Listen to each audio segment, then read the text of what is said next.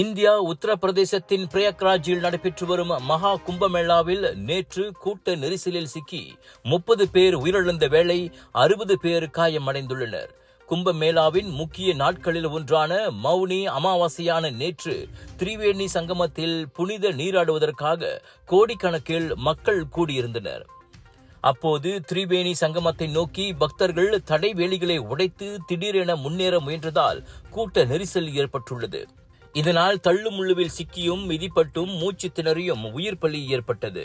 இந்நிலையில் அச்சம்பவத்திற்கான உண்மை காரணத்தை கண்டறிய உத்தரப்பிரதேச முதலமைச்சர் யோகி ஆதித்யநாத் ஓய்வு பெற்ற நீதிபதி தலைமையில் நீதி விசாரணைக்கு உத்தரவிட்டுள்ளார்.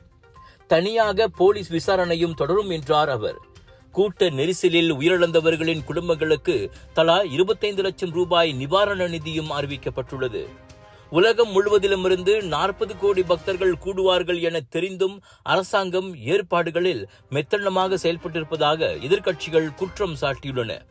முன்னதாக பக்தர்களுக்கு உணவு தயாரிக்கும் கூடங்களில் எரிவாயு தோம்பல்கள் வெடித்து பெரும் தீ விபத்து ஏற்பட்டது குறிப்பிடத்தக்கது. உலகின் மிகப்பெரிய ஆன்மீக கூட்டமான இந்த மகா கும்பமேளா பிப்ரவரி 26ஆம் தேதி வரை நடைபெற உள்ளது.